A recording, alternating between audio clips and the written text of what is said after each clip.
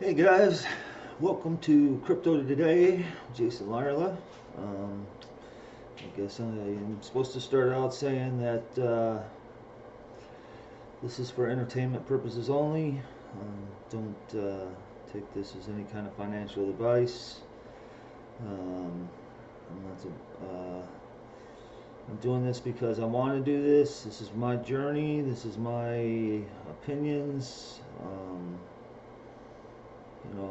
I'm not a financial advisor, so go seek out somebody that gets paid to do that if you need to, or do it with someone else. Um, I hope everybody's having a good day. It's actually kind of sunny here today, so that made it kind of nice.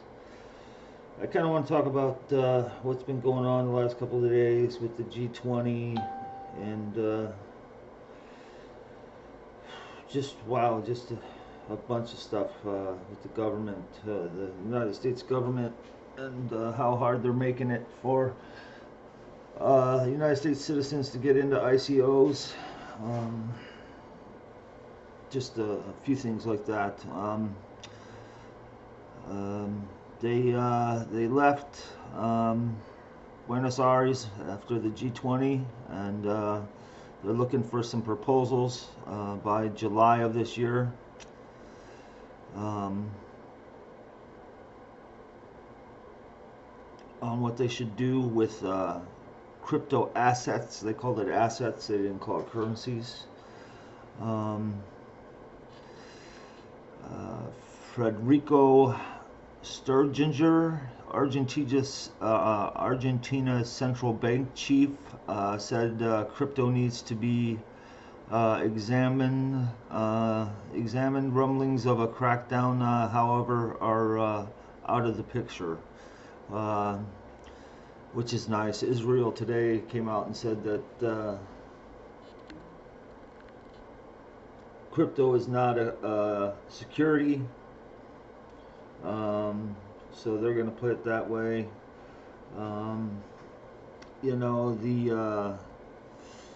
The United States, however,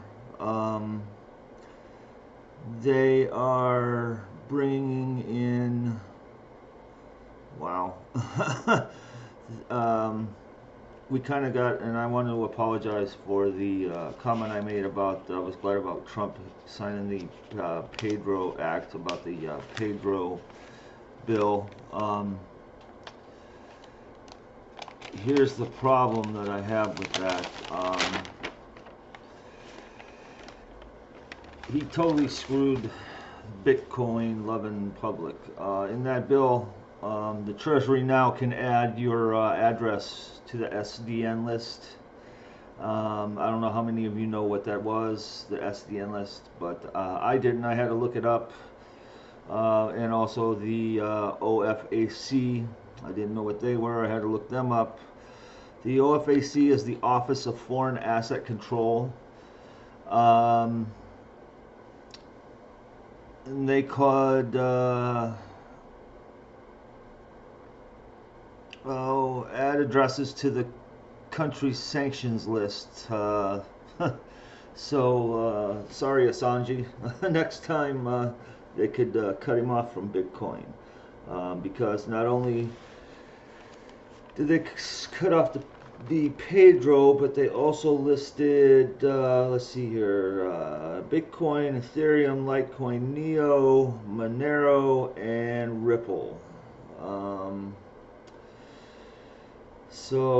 And the SDN stands for Specialty Designated Nationals. So they can, if you're a certain national coming in the country, they can ask for your Bitcoin addresses, I guess. If they believe you're a terrorist. They actually said if you think somebody is doing something wrong with a Bitcoin, to turn them in, because that's the good thing to do. They're saying that it's for terrorism and money laundering and all those good things. Well, I looked up a few things, and The U.S. Treasury says that $300 billion a year alone are used for money laundering, but the International Monetary Fund says there's about $2.5 trillion a year in money laundering. $2.5 trillion in money laundering. I don't think there's that much going around in Bitcoin. You know, and they're talking about the consumer investor protection, tax evasion, market integrity, money laundering, terrorism, finance. They're saying they're trying to watch all this stuff, the things from the past, you know, like consumer investor protection. They're trying to bring all this stuff up and equate it from stuff from the past to the coins now.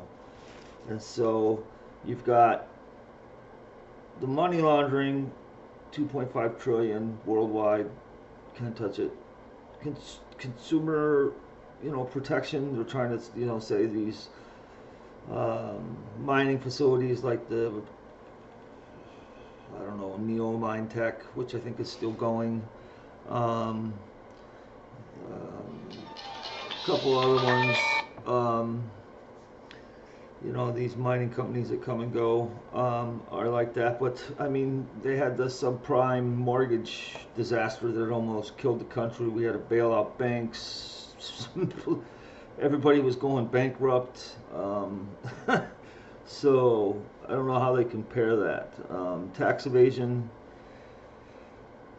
Everybody, I mean, I'm not going to say everybody, but you know, tax evasion or whatever.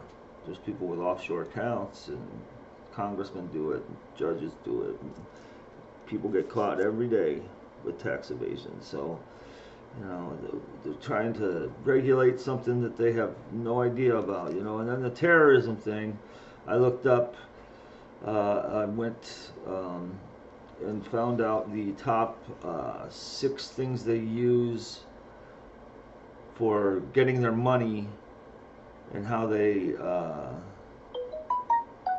take care of laundering their, you know, taking care of their finances for terrorism, and everybody screaming Bitcoin, Bitcoin.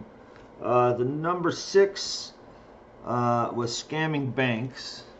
Number 5 was selling antiques and artifacts, because they, you know, take over part of Iraq and they sell all the artifacts they find on the black market. 4 was donations.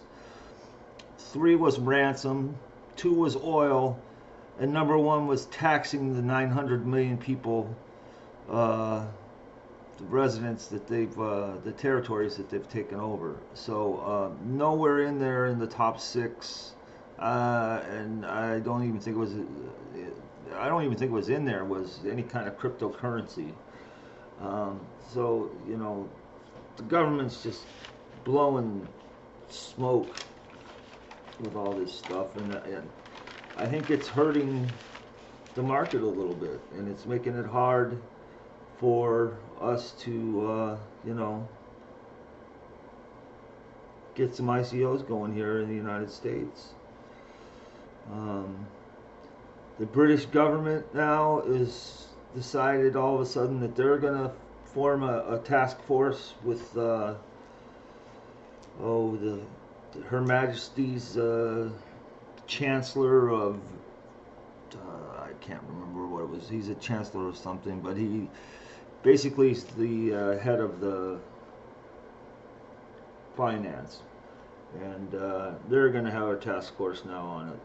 But they want to do it so that they want to become the hub of the blockchain movement. They want the underlying part of it.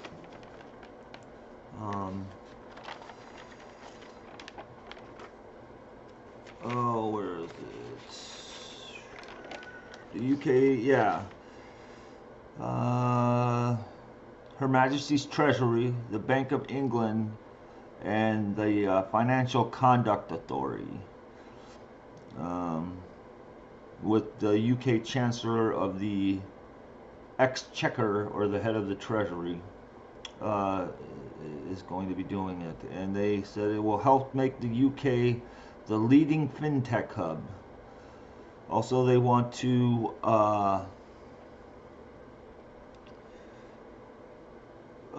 do robo regulations to enable new fintech startups and firms to efficiently follow traditionally complex regulations. And that they're going to build software that will tell them if they comply or not. So, I don't even know what that means. So they're going to build some software that you're going to have to follow if you're going to do an ICO in England from the old rules of the stock exchange, basically, because it's the traditional forms. So I don't even see how you could do a crowd fund or anything like that in England anymore. That's crazy. It's absolutely nuts. You know, and then here in America, they can't make up their mind between the IRS wants it to be property, and commodities wants it to be, stocks or whatever, and the SEC wants it to be a security. They can't make up their mind. So getting an ICO here is getting near to impossible.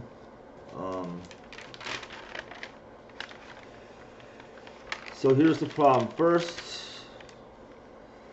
is the list that I said. ICO, the government needs to figure out who's in charge and what's a utility token and what's a utility token, what's a security token.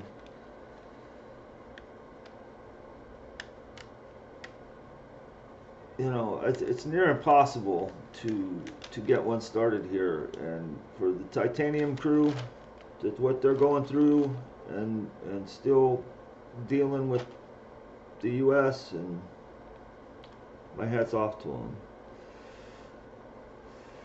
them. I've been trying to get into some ICOs, even overseas,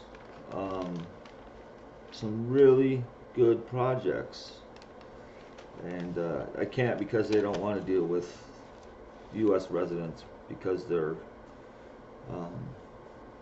worried about the whole security deal. I'm afraid that the United States is going to lose out on a lot of great, intelligent firms, businesses. If they keep going down the road they're going, all these amazing businesses and these amazing people and all these jobs, and the future isn't going to be in the United States. It's going to be on the eastern side of the world. They need to figure out what they want to do, and they need to figure it out in a hurry, because we're going to miss out. We're going to miss out. There's so many good ICOs out there that we can't get into.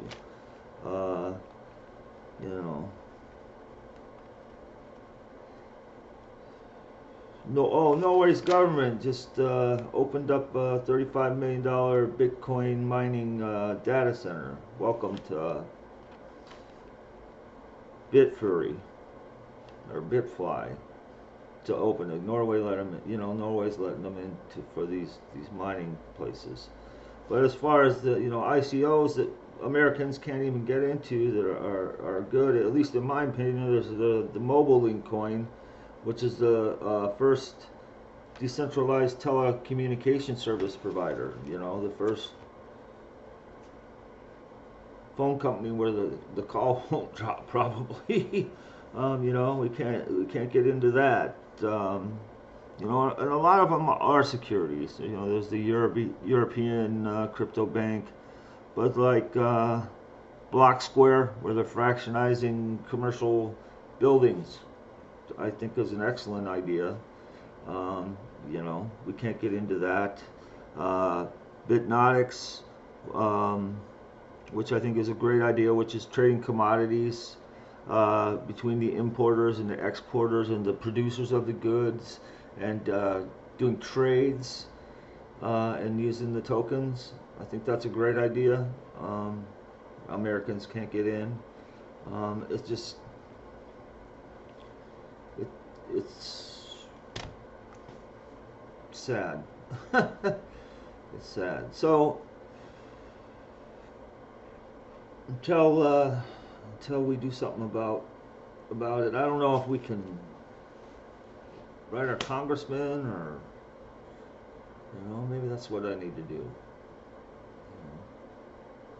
We need to figure something out, because I'm behind this technology 100%.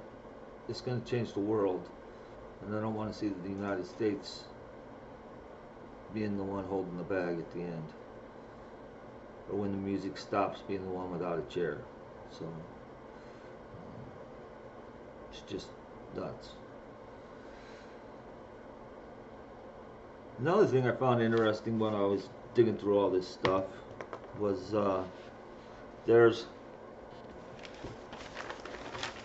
I thought Binance was the number one exchange, and they're not. BitMEX is by volume. They do over $3 billion a day from Bitcoin to dollar bills into fiat. $3 billion a day. That's 100% of their volume. They don't change anything else, just Bitcoin to dollars.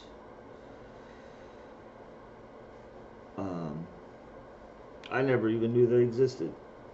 And they did 3.278 billion, and the price was 8,500 for Bitcoin that day. I think I did this on the 20th.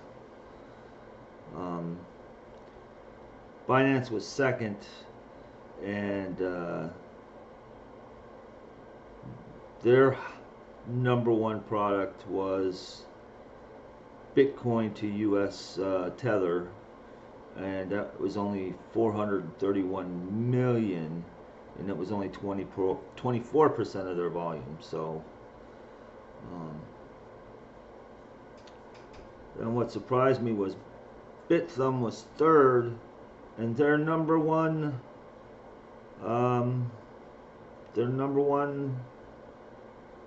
volume seller, 30% of what they sold, was Ripple to the South Korean, what is it, the KRW, it's the South Korean dollar. And second was EOS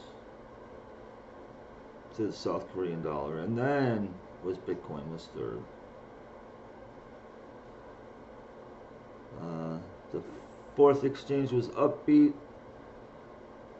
Bitcoin was first with the Korean dollar, and that was 18%, 18.6%. But second was Cardano at 18.07%. So it was 225 million to 217 million. So I really thought it would be, Bitcoin, Ethereum.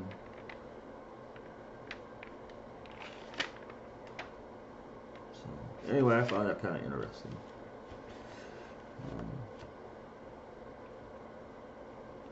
Please leave some comments, press subscribe, and like. Smash the like button. I guess that's what people say. But leave some comments. Tell me what you think. Let's get a conversation going. It's kind of one-sided for me. I don't have anybody to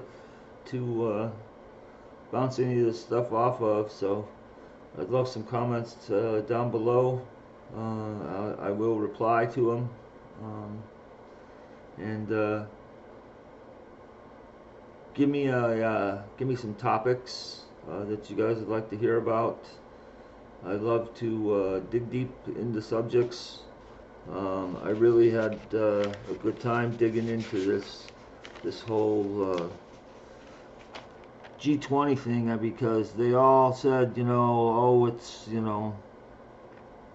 a crackdown's out of the picture. They say all together at the G20. They come home and Israel says it's not a currency. Brazil says, it's not a currency.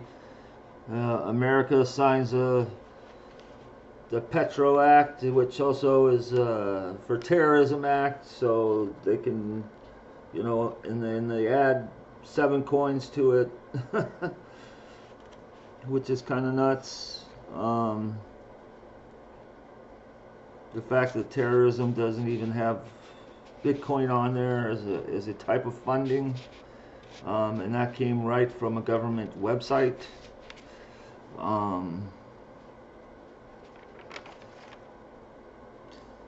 The fact that there's so many good ICOs that we have to wait on to get into, and buy them on exchanges.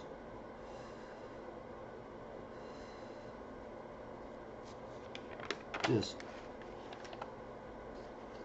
makes me angry. Makes me angry because this technology is for everybody, and they're trying to choke it off. And I'm sure the banks are a big part of it. I'm sure there's some war chests for the next election getting filled up right now, so they can't stop it. Well, I hope everybody has a good day. Again, please like, subscribe, leave some comments, give me some topics, and I'll see you next time.